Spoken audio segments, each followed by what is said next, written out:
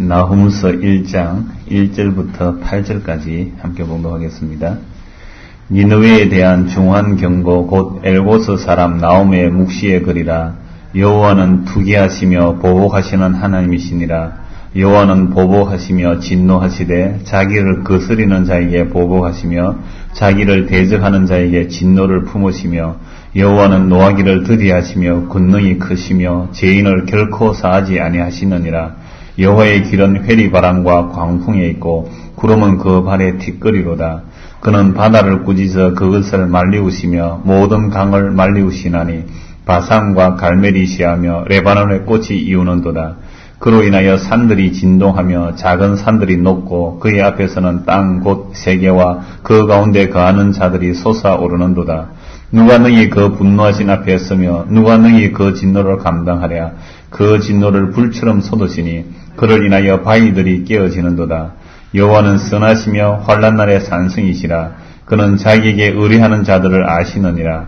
그가 범람한 물로 그것을 진멸하시고 자기 대적들을 흑암으로 쫓아내시리라. 아멘. 지난주까지 우리 요나스를 보았습니다. 요나스 다음에는 미가서가 되는데 순서상으로 그러나 나훔서를 먼저 보려고 하는 것은 나훔서도 역시 니느웨에 대한 소식입니다. 요나서는 니느웨 성에 요나 선지자가 가서 니느웨 성이 망하리라 라는 소식을 듣고 니느웨 성 사람들이 회개하고 구원을 얻는 내용입니다. 그런데 이 나훔서는 회개하지 아니하고 오히려 심판받는 내용입니다. 이 요나서가 기록되고 나훔서가 기록되기까지 약 150년의 기간이 걸리는데 회개하고 용서받던 성읍이 다시 150년이 지나서 온갖 악을 다하여 하나님 앞에 영원한 심판을 받는 모습이 나훔서입니다. 요나서와 나훔서가 동일하게 이방나라 아수르의 수도 니느웨에 대한 고발이지고 심판이지만 그 이방나라에 대한 이야기이지만 청중은 정작 이 말씀을 듣는 자들은 누구이겠습니까? 이스라엘 백성들이죠. 그래서 하나님의 선지자가 이 니느웨 성에 가서 회개를 외치고 또 멸망을 선포하기도 하지만 그러나 정작 들어야 할 사람은 이스라엘 백성들입니다. 그래서 이스라엘 백성은 그 요나스 선지자를 통하여 저렇게 악한 니느웨 성도 회개하면 주님께서 용서하신다. 이스라엘 백성들아 너희들도 회개하고 주께로 돌이키라 라는 말씀이고 또 이 나훔서에서 니느웨 성이 망한다는 것은 하나님을 거역하는 자는 망한다는 것을 역시 이스라엘 백성들로 알게 하시는 겁니다. 그리고 또 역시 우리에게 하는 주의 말씀입니다. 그래서 이스라엘 백성들이 이 나훔서를 통하여 니느웨가 망한다는 소식이 그들에게 기쁜 소식이 될 수 있어요. 그러나 기쁜 소식이라고 할지라도 하나님이 어떤 분인지를 알고 그들이 구원이 어떤가를 알아야 되는 겁니다. 그래서 오늘 말씀에서 엘고스 사람 나홈의 묵시라 1절에서 말씀하고 있습니다. 엘고스 사람 나홈의 묵시라 라고 말씀하는데 이 묵시라는 말이 영어로 번역하면 비전으로 번역됩니다. 그래서 비전을 번역할 때에 그 예언자의 선견, 예언자가 미리 내다봄을 비전으로 번역하지만 그러나 오늘날 예수 믿는 사람이거나 안 믿는 사람이거나 간에 가장 인기 있는 단어가 비전입니다. 특히 새해가 되면요. 새해 비전은 뭡니까? 우리 청년 때도 그래 살았어요. 형제님 올해 비전은 뭡니까? 그 비전이 뭔데요?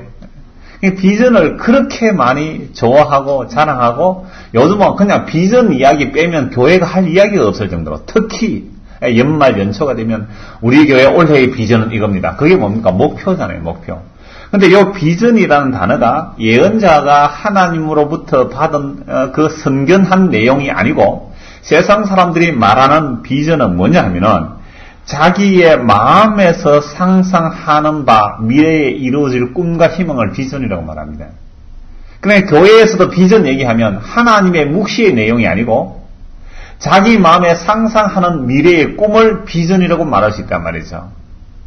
그래서 이 묵시를 사람들은 오해해가지고 교회에서도 사람들은 비전 얘기를 하면서 어떤 유명한 목사님의 책을 소개할 때에 이렇게 소개합니다. 열정의 비전 메이커라고. 멋있잖아요. 열정의 비전 메이커. 그냥 비전 메이커도 아니고 열정의 비전 메이커. 그러니까 사람들이 열정의 비전 메이커라고 말하니까 끊임없이 자기 마음의 상상력을 동원하여 사람들이 보암직하고 사람들이 좋아할 만한 비전들 자꾸 제시해 주는 거예요. 그러니까 사람들이 다 좋아하는 거예요. 그 사람을. 꿈과 희망을 이야기해놓고 사람들은 꿈을 먹고 살잖아요. 꿈이 없으면 살 소망도 없는데 끊임없이 희망을 줍니다. 그래서 뭐 행복한 세상, 뭐 TV 동화 행복한 세상 이런 데 보면 자금자금한 아름다운 이야기를 통해서 자살하고 싶은 사람들을 오히려 작은 희망을 줘서 끊임없이 소망을 가지게 하고 희망을 가지게 하는데, 이런 비전 메이커는 사람들에게 환영받고 인기가 있습니다. 그러나 성경에서 하나님의 비전이 주어질 때, 성경에서 이 비전을 묵시라고 그래요. 이 묵시가 주어질 때는 역사 현실 세계 속에서 하나님의 묵시가 주어질 때 이 역사 현실을 언제나 고발하면서 오는 것이 하나님의 묵시입니다. 하나님의 비전은 인간의 비전을 고발하고 공격하는 거죠. 근데 이걸 사람들은 착각해가지고 자기 마음의 비전이 대단한 것 같으면 이 비전을 이루기 위해서 하나님이 나를 도와주는 양 여기지만, 언제나 성경에서 나타나는 하나님의 비전은 인간의 비전을 공격해버리는 겁니다. 인간의 비전이 뭐겠습니까? 한마디로 자기 나라 잘 되고 자기 나라 부강해지는 거죠. 자기 나라 튼튼한 겁니다. 그리고 그 나라가 영원한 것이죠. 이러한 역사 세계 속에서 돌아가는 인간들의 비전을 공격하는 것이 나훔의 묵시요, 모든 선지자들의 묵시요, 하나님의 비전이 선지자를 통하여 주어지는 겁니다. 그래서 성경에서 하나님의 참된 선지자들이 하나님의 비전을 선포하면 사람들이 환영하고 좋아하지 않습니다. 세상 사람들이 비전을 좋아하고 교회에 있는 사람들이 비전을 좋아할 때 어떤 비전을 좋아하느냐면 자기 교회가 멋있어지는 비전을 좋아하죠. 그 안에서 덩달아 내 자신도 멋있고 훌륭한 사람 되는 이런 비전을 참 좋아합니다. 그래서 성공을 좋아하고 교회가 계속 가면 갈수록 성장을 원합니다. 여러분, 목사보다도 오히려 더 성도들이 자기 교회의 성장을 더 원할 수 있어요. 왜 그럴까요? 내가 나가는 교회가 이렇게 초라해서야 되겠느냐? 주부를 만들다가 보니까 20-1호였습니다. 원래가 20-1호. 20-라는 것은 무슨 말입니까? 20년이 됐다는 거예요. 20년이 된 교회 안수지사님 이래가 되겠습니까? 비전을 좀 높이 가지셔야 안 되겠습니까? 그럼 오히려 교인들이 훨씬 더 교회의 성장에 더 큰 관심을 가지는 거예요. 왜? 그게 우리의 힘과 꿈과 비전이잖아요. 회사도 갈수록 매출이 늘어나고 회사가 더 든든해지고 잘 되는 걸 복 받았다 그러지, 가면 갈수록 매출이 줄어들고 사람도 자꾸만 줄어들고 이렇게 되면 그 회사는 안 좋다 그러잖아요. 우리 교회는 뭐 가면 갈수록 예산이 늘어나고 사람이 늘어나는 게 아니라 사람 좀 늘어도 예산은 막 줄어들고, 이래가 교회 안 되겠는데 이 어찌하지, 이런 염려가 나온다면 우리가 예수님을 안 믿고 있다 이 말입니다. 그런 사람들에게 어떤 사람이 좋으냐? 비전 메이커, 열정의 비전 메이커 훨씬 좋은 사람이죠. 그런 사람들에게 열광하며 사람들이 몰려듭니다. 왜요? 우리의 꿈을 이루어줄 사람이라고. 그러나 성경에 나타나는 선지자들은 한결같이 인간의 비전을 욕망이라 그러면서 책망하면서 나타나는 것이 하나님의 비전이고 하나님의 묵시입니다. 자, 그래서 성경에는요, 두 가지로 쫙 나눠지는데, 하나는 하나님의 참된 선지자들의 묵시와 거짓 선지자들이 하나님께 받지 않았는데 자기 마음에 허탄한 상상을 가지고 말하면서 하나님께 받은 묵시라고 말합니다. 물론 그들의 배후에는 거짓말하는 영이 그들을 사로잡아서 하나님께로 받은 것 같이 착각을 하지만 오히려 거짓말하는 영에 이끌려 그 사람들, 그래서 많은 대중들이 그 거짓 선지자의 말을 따라가도록 만들어버립니다. 그게 하나님의 심판의 모습이거든요. 그래서 거짓 선지자들은 끊임없이 대중들이 좋아하는 소식을 전해줍니다. 귀에 좋은 이야기를 해주죠. 지금 심판이 임박한데, 하늘의 심판이 임박한데 거짓 선지자는 뭐라고 말합니까? 심판이 임하지 않습니다. 평안합니다. 평안합니다. 우리가 성전이 있고 율법이 있고 제사장이 있고 이렇게 선지자들이 많은데, 이렇게 교회가 많고 이렇게 목사들이 많고 이렇게 예수 믿는 사람이 많은데 우리나라는 망하지 않습니다. 라는 식으로 끊임없이 구약의 선지자들을 보면 그 참된 선지자들 주변에 거짓 선지자들은 훨씬 숫자도 많고 힘도 많고 대중들은 그들을 좋아했습니다. 그러므로 이런 상황에서 하나님의 바른 선지자 이사야, 예레미야, 에스겔, 다니엘 할 것 없이 오늘 말하는 이 나훔, 요나 할 것 없이 모든 선지자들은 오히려 청중들에게 배척을 받고 핍박받았습니다.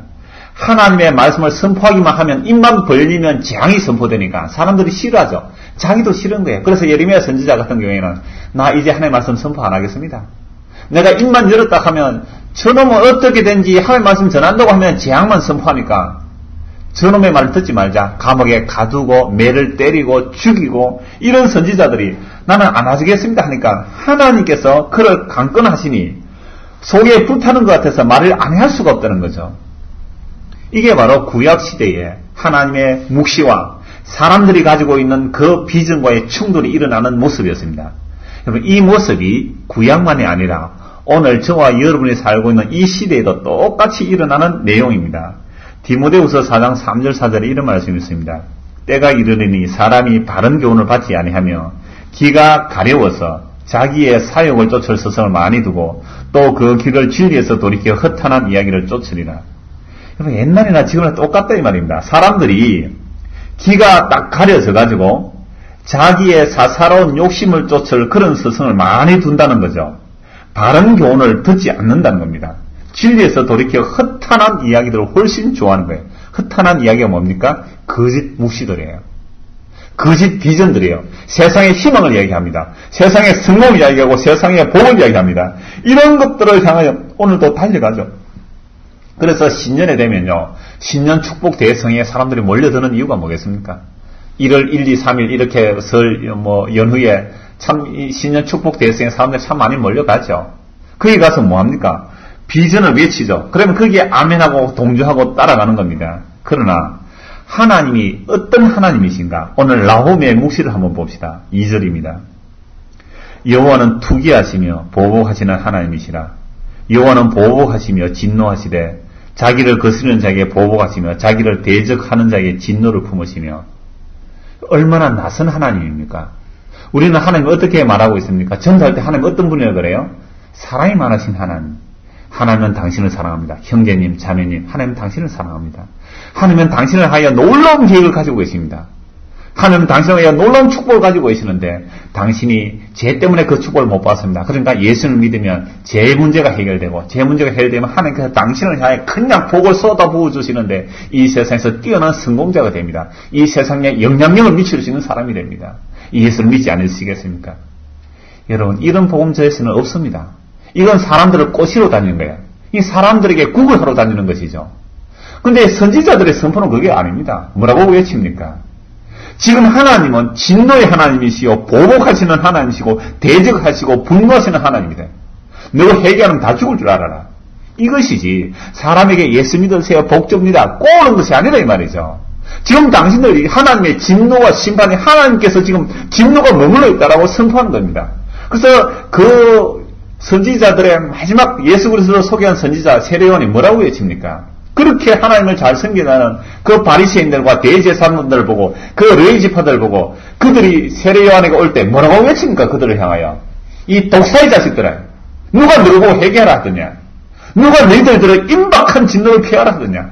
이게 선지자의 외침입니다. 회개해서 구원받아 볼까? 내가 회개해서 예수 믿고 복 받아 볼까? 이 독사의 자식들아, 누가 너희들을 보고 구원받으라고 하더냐? 이게 선지자의 외침이었어요. 그런데 어떻게 우리가 하나님을 소개하면서 요래하면 복받고 저래하면 복받습니다. 이런 이야기를 할 수 있느냐 이 말이에요. 그래서 시편 7편 11편 11절 13절 이렇게 말씀합니다. 하나님은 의로우신 재판장이시며 매일 분노하시는 하나님이시로다. 사람이 회개치 아니하면 제가 그 칼을 가르시며 그 활을 이미 당겨 예비하셨도다. 죽일 기계를 또한 예비하시며 그 만든 살은 화전이로다. 하나님께서 매일 분노하신대요. 하나님께서 이 세상을 보실 때에 매일 분노할 수밖에 없는 세상이라는 겁니다. 왜요? 하나님을 전부 대적하고 있거든요. 의인은 없나니? 하나도 없거든요. 모두가 치우쳤습니다. 좀 깨끗한 사람, 괜찮은 사람 있는가 보니까 한 명도 하나님 앞에 마음에 드는 자가 없는 거예요. 전부 다 치우쳐서 거짓을 행하고 하나님의 영광을 이루지 못하기 때문에 하나님께서 이 세상을 하여 날마다 분노하고 계십니다. 그 하나님이 증거되는 거죠. 그래서 지금 나홈의 묵시는 뭡니까? 하나님은 분노하시는 하나님이시오, 보복하시는 하나님이시오, 진노하시는 하나님이시라고 말합니다. 얼마나 낯선 하나님입니까? 이런 하나님이 좋습니까? 그저 사랑하는 하나님, 산타크로스 같은 하나님. 그래서 울지만 않으면 상 주는 하나님, 울지만 않으면 선물 주는 하나님처럼 이것만 하면 복 주는 하나님, 이것만 하면 복 주는 하나님. 세상에 그런 산타크로스 할아버지 같은 하나님은 없습니다. 하나님은 매일 분노하시고 회개치 아니하는 자를 위하여 칼을 가고 계시며 불화살을 당겨 준비하고 계신다고 말씀합니다. 여러분, 이런 하나님 앞에 우리가 뭘 잘해서 하나님 복 주세요 할 수 있겠습니까? 회개하지 아니하면 도끼가 나무 뿌리에 놓이나니 찍어서 불에 던지우리라. 이게 전도의 자의 메시지입니다. 회개 안 하면 심한 당연하고 하나님의 심판이 임박함을 선포하는 것이 선지자들의 묵시의 선포였습니다. 자, 그런데 또 놀라운 말씀이 있죠. 1장 3절에 보시면 여호와는 노하기를 더디하시며 그렇게 분노하시지만 노하기를 더디하신대요. 금능이 크시며 죄인을 결코 사지 아니하시느니라. 노하기를 더디하시기는 하시지만 그러나 죄인은 결코 사지 아니하시고 반드시 응징하신다는 것입니다. 여러분, 니느웨 성 사람들이 40일 있으면 망하리라. 그 40일 기간을 준 것은 회개의 기회를 주신 거죠. 심판의 소식이 들리는 것은 회개의 기회가 주어지는 겁니다. 그래서 그 회개하고 구원을 받는데 하나님께서 회개의 기회를 주지 않고도 심판하시면 항의할 사람이 회개할 기회를 주지 않고 심판하셔도 항의할 자는 아무도 없습니다. 아니, 심판받는 것이 당연하죠. 심판을 예고하지 않고 심판하셔도 할 말이 없다 이 말입니다. 그러나 하나님은 무엇을 보이시기 위해서요? 자기의 자비하심을, 오래 참으심을 보이시기 위하여, 그 오래 참으심을 보이시기 위하여 회개의 기회를 주시는 겁니다. 바로 심판하시 아니하시고 참고 계시는 거예요. 그래서 로마서 9장의 진흙과 토기장의 비유에서 하나님께서 마땅히 진노받을 그릇에 대하여 오래 참으심으로 자기의 관용을 드러내신다고 했습니다. 진노받아 마땅하지만 오래 참으심으로 관용을 보이시기 위해서 진노의 그릇을 제깍제깍 심판하지 않고 오래 참으셨다라고 말씀합니다. 그래서 바울 사도는 디모데전서 1장 16절에 이렇게 말씀합니다. 자기에 대하여 하나님께서 오래 참아주셨다라고 말씀합니다. 여러분, 바울 사도가 이 스데반을 향하여 죽일 때에, 스데반 죽일 때에 바울 사도를 하나님께서 죽여버릴 수도 있잖아요. 그러나 스데반 죽이는 순간에도 오래 참고 계셨어요. 예수 믿는 자를 잡으러 다닐 때도 오래 참고 계셨습니다. 왜 그렇게 오래 참으셨습니까? 구원 얻는 자들에게 자기가 본이 되게 하려고. 무슨 본요? 하나님께서 이렇게 오래 참아주심으로 나를 구원하셨습니다. 이걸 보여주시기 위해서. 그리고 베드로 사도도 이렇게 말합니다. 3장 15절에, 베드로서 3장 15절에 우리 주의 오래 참으심이 구원이 될 줄로 알지니라. 여러분, 예수님께서 100년 전에 재림하셨으면 어찌 됐을까요? 50년 전에 재림하셨으면 어찌 됐을까요? 그건 이미 심판이잖아요. 그러나 주님께서 지금도 오래 참으시는 이유가 뭐겠습니까? 당신의 택한 백성들이 회개하고 돌아올 때까지 주님께서 심판을, 재림을 연기하고 계시는 거죠. 그러므로 지금은 구원의 때요. 지금은 은혜 받을 만한 때라 이 말씀입니다. 그러므로 여호와께서 어떤 자에게 진노하시고 어떤 자에게 보복하시는 겁니까? 누구를 보복하시고 누구에게 진노하시는 겁니까?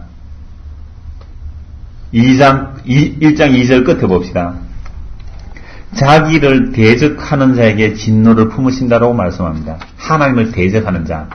그럼 하나님을 대적할 때에 이스라엘 백성도 예외가 아니에요. 이스라엘 백성도 하나님의 언약을 대적하면, 하나님의 언약을 거역하면 반드시 심판을 받습니다. 이방은 말할 것도 없고요. 그래서 이스라엘 백성이 지금 아수르의 침략과 지배를 받고 포로로 잡혀가는 그런 상황은 이스라엘이 범죄했기 때문에 그렇습니다. 이게 하나님의 언약을 어기면 너희들이 포로로 잡혀가리라 약속했기 때문에 그 언약의 저주 따라 이스라엘 백성들이 강대국의 침략을 당하고 막 약탈당하고 포로로 잡혀가는 게 당연합니다.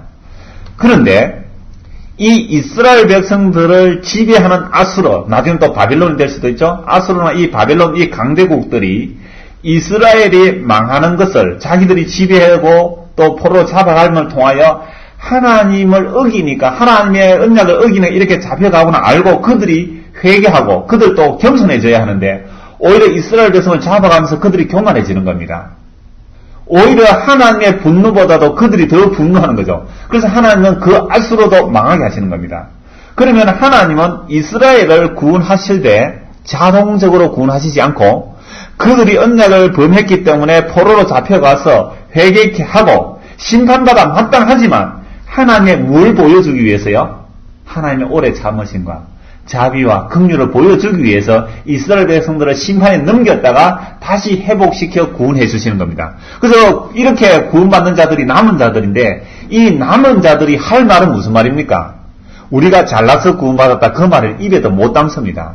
우리는 심판마다 마땅하고 포로로 끌려가서 죽어야 마땅하지만 하나님의 오래 참으심과 긍휼과 자비를 드러내기 위한 도구로 우리가 구원받아 왔습니다. 하나님의 긍휼이 이렇게 크십니다. 찬송하는 거고요. 그 다음에 아수르는 왜 망하는 겁니까? 하나님의 진노와 하나님의 분노가 없다함을 보이시기 위해서 그들을 대적하여 그들을 영원히 심판해버리는 겁니다. 그래서 이런 하나님은요, 이스라엘 위해서 일하시는 것도 아니고 이방을 위해서 일하는 것도 아니고 자기 이름을 위하여 자기 영광을 위해서 일하시는 겁니다. 그래서 우리가 요나서에서도 찾아본 말씀인데 출애굽기 34장 6절 7절 말씀에 여호와께서 구름 가운데 강림하사 그와 함께 거기 서서 여호와의 이름을 반포하실세 여호와께서 그의 앞으로 지나시며 반포하시되 여호와로라 여호와로라 자비롭고 은혜롭고 노하기를 더디하고 인자와 진실이 많은 하나님이로다. 인자를 천대같이 베풀며 악과 가실과 죄를 용서하나 형벌 받을 자는 결단코 면제하지 않고 아비 악을 자여손 3, 4대까지 보응하리라. 하나님 인자가 크십니다. 오래 참고 자비하십니다. 무려 천대까지 베푸십니다. 그러나 하나님은 인자가 많으셔서 악과 가실을 용서하시기를 하나 그러나 형벌 받을 자는 결단코 면제하지 않고 심판하리라. 그래서 하나님의 이름을 선포하는데 모세가 이 하나님의 이름을 듣게 되죠. 그래서 하나님은 긍휼히 여길 자를 긍휼히 여기시고 불쌍히 여길 자를 불쌍히 이게 하나님의 이름입니다. 그러니까 하나님께서 자기의 이름을 드러내기 위해서 이스라엘은 무엇으로 도구로 택하시고요? 긍휼의 그릇으로 택하시고 이스라엘 가운데서 또 버림받는 자들이 또 있어요. 그래서 이스라엘 가운데서도 긍휼히 여김을 받는 자로 택하시고 또 대적자로 버림받는 자들은 하나님의 진노를 보이시기 위해서 그들을 택하신 거죠. 진노의 그릇으로. 이게 바로 하나님의 위엄과 권능입니다. 그러면 우리는 마땅히 그를 경외할 뿐입니다. 그래서 지옥 갈 자들도 하나님을 경외할 수밖에 없는 거죠. 구원받는 자는요, 하나님의 긍휼의 크심을 인하여 하나님을 경외하게 되어 있고, 지옥 가는 자들은 하나님의 권능과 죄에 대해서 보복하심의 크심을 인하여 경외할 수밖에 없는 것이죠. 그래서 당신의 택한 백성들, 하나님의 택한 백성들은 우리가 심판받아 마땅한 그 심판을 예수 그리스도께서 대속하심으로 구원받았다는 사실을 통하여 하나님은 하나님의 관심사가 결국 예수 그리스도에게로 가고 모든 창조가 예수 그리스도를 위하여 창조됐다는 말씀을 증거하고 있는 것입니다. 그러므로 이런 하나님의 위엄과 권능이 어떻게 나타나는가? 3절에서 6절까지인데요. 여호와는 노하기를 더디하시며 권능이 크시며 죄는 결코 사하지 아니하셨느니라. 이 여호와의 권능, 긍휼히 여길 자를 끝까지 긍휼히 여기시고 대적할 자를 끝까지 대적하시는 이 여호와의 권능이 어떤 모습으로 나타나는가? 여호와의 길은 회리 바람과 광풍에 있고 구름은 그 발에 티끌이로다. 회오리 바람, 허리케인, 얼마나 무시무시한 바람입니까? 그런 바람처럼 큰 광풍에 있고 구름은 그 발에 티끌이다. 여러분, 구름이 잔뜩 몰려오면 폭우가 쏟아지죠. 그런 구름들이 하나님의 발에 그냥 티끌이라는 것이죠. 그런 바다를 꾸짖어 그것을 말리우시며 모든 강을 말리우시하면 바산과 갈멜이 시하며 레바논 꽃이 이우는도다. 바다를 꾸짖어 버리면 바다가 말라버립니다. 요단강을 꾸짖어 버리면 요단강이 멈춰버립니다. 그러면 강의 꽃들조차도 시들어 버립니다. 이것이 하나님의 권능입니다. 언제 나타났습니까? 이스라엘 백성들이 출애굽할 때 홍해바다가 갈라지지 않습니까? 하나님의 언약을 이루기 위해서 홍해바다를 갈라버리고 요단강을 끊어버립니다. 하나님의 권능입니다. 이런 하나님의 능력이 나타나면 5절에 산들이 진동하며 작은 산들이 녹아버립니다. 시내산에 하나님이 강림하실 때 그 시내산이 흔들려 버렸습니다. 산들이 진동하고 작은 산들이 녹고 그의 앞에는 땅 곧 세계와 그 가운데 거하는 자들이 솟아오른도다. 하면서 땅을 흔들어 버리는 거죠. 지진과 해일 아무것도 아니라는 겁니다. 누가 능히 그 분노하신 앞에 서며 누가 능히 그 진노를 감당하랴. 그 진노를 불처럼 쏟아지니 그를 인하여 바위들이 깨어지는도다. 어마어마한 하나님의 권능을 선포하고 있습니다. 이게 나훔의 묵시요 선지자의 묵시입니다. 그러면 하나님의 묵시를 제대로 받으면 어떤 결과가 주어지겠습니까? 아이고 큰일 났습니다. 나 망했습니다. 벌벌 떨면서 나는 죽었다고 고백이 나오는 것이지 비전 가졌습니다. 꿈을 가졌습니다. 희망을 가지십시오. 성공합니다. 도대체 이런 비전이 세상에 어디 있습니까? 하나님의 비전을 듣게 되면 하나님의 묵시를 듣게 되면 무릎을 꿇고 화로다 나여 망이 되도다. 큰일 났다 어찌할꼬 나는 죽었습니다. 신발을 벗게 되고 엎드리게 되어 있고 죽어도 마땅합니다. 이 고백이 나와야 하나님의 묵시를 받은 자들입니다. 지금 동계수련회 참 많이 하거든요. 동계수련회 하는 주제들이 뭡니까? 하나님의 비전을 가지자는 거예요. 여러분, 하나님의 비전이 아니라 사람들의 욕망의 비전을 가지는 겁니다. 참된 비전은 선지자들의 비전입니다. 그것은 하나님이 심판하러 오신다는 거죠. 그 심판 앞에 누가 감히 서느냐? 이 구약의 하나님의 권능과 위엄과 능력이 새 언약시대, 이 신약시대는 누가 가지고 계시는 겁니까? 예수 그리스도가 이 하나님이 하실 일을 다 하고 계시잖아요. 풍랑이 난 바다에 제자들이 벌벌 떨며 죽었다고 할 때에 예수님께서 바다를 향해 뭘 말씀하십니까? 꾸짖으시래. 방금 말씀 보니까 바다를 꾸짖으니까 바다가 말라버립니다. 예수님께서 바다를 꾸짖으시니까 바다가 갑자기 잠잠해지는 겁니다. 하나님의 권능을 예수님께서 그대로 시행하고 구약의 여호와의 일을 예수께서 그대로 시행하고 계시는 거죠. 그래서 예수님께서 병자를 고치십니다. 죽은 자를 살립니다. 왜 그런 권능을 행사하십니까? 인자가 죄 사하는 권세가 있음을 너희로 알게 하리라. 예수님께서 죄 사는 권세와 권능이 예수님에 있음을, 그러니까 사람들은 미치죠. 유대인들은 미칩니다. 아니 네가 인간인데 어떻게 죄 사는 권세가 있다는 말이고 네가 하나님이냐? 내가 죄 사는 권세가 있다. 오늘 저와 여러분이 예수 그리스도의 권세와 권능이 뭡니까? 십자가에 달리신 그 십자가의 그 능력이 죄 사는 권세요, 죄 사는 능력임을 알게 됩니다. 그러므로 사도들이 예수 그리스도를 어떻게 증거했는가, 이 한 곳의 말씀을 찾아보기를 원합니다. 사도행전 3장 한번 봅니다. 사도행전 3장입니다.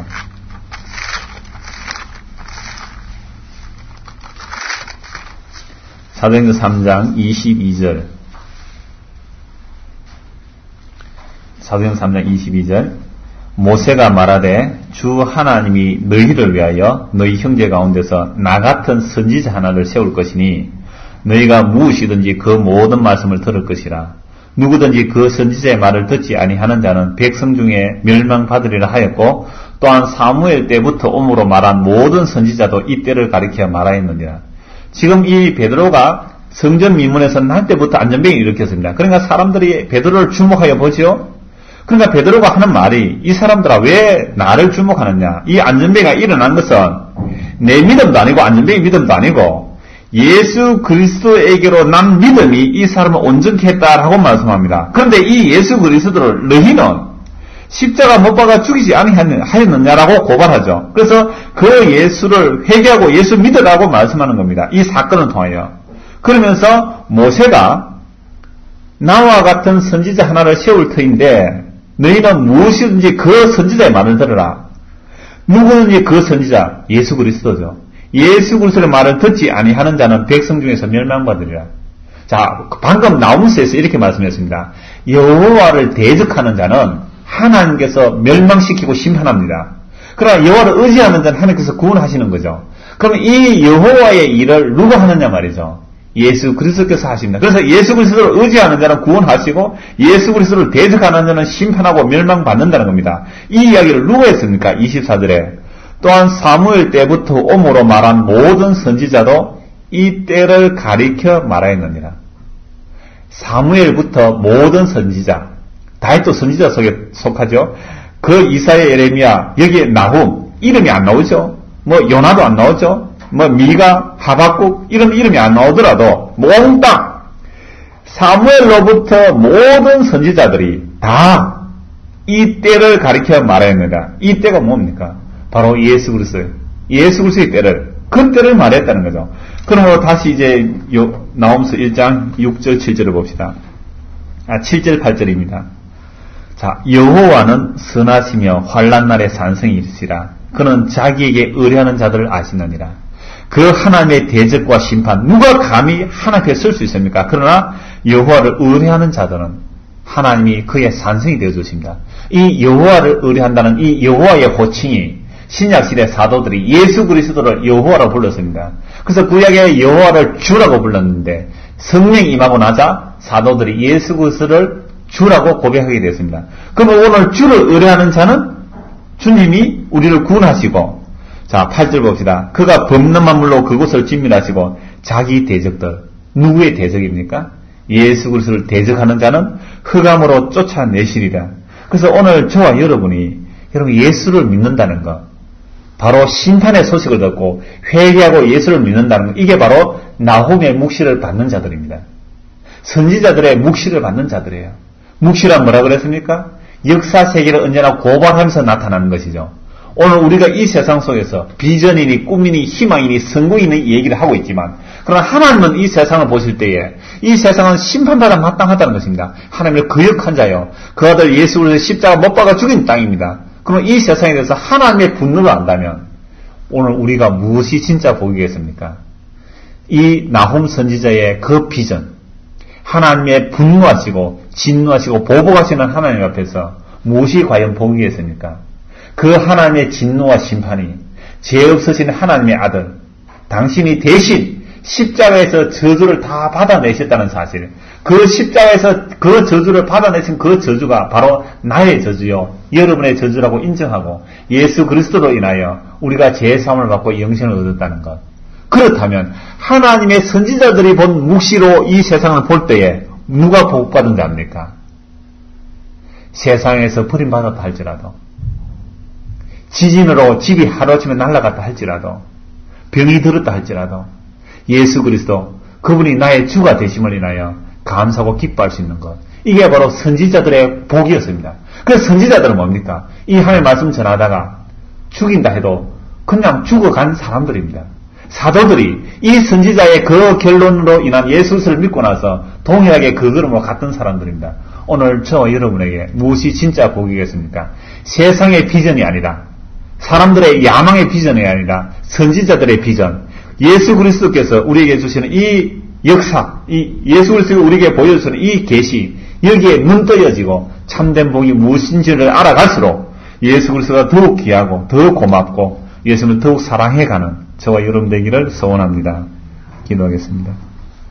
하나님 아버지, 세상 사람들은 망할 이 세상 속에서 끊임없이 꿈과 성공과 희망을 얘기합니다. 그러나 하나님의 선지자들은 하나님의 심판과 하나님의 복수와 하나님의 대적하심을 말씀하고 있습니다. 그러면 선지자의 눈으로 볼 때 우리가 과연 이 세상 속에서 무엇이 복이겠습니까? 우리 주 예수 그리스도를 알고 믿는 것, 이보다 더한 복이 없음을 알게 하시고 날마다 우리 주 예수 그리스도의 그 은혜와 그 사랑을 바르게 알아가는 저희들 되게 하여 주옵소서. 예수님 이름으로 기도드리옵나이다. 아멘.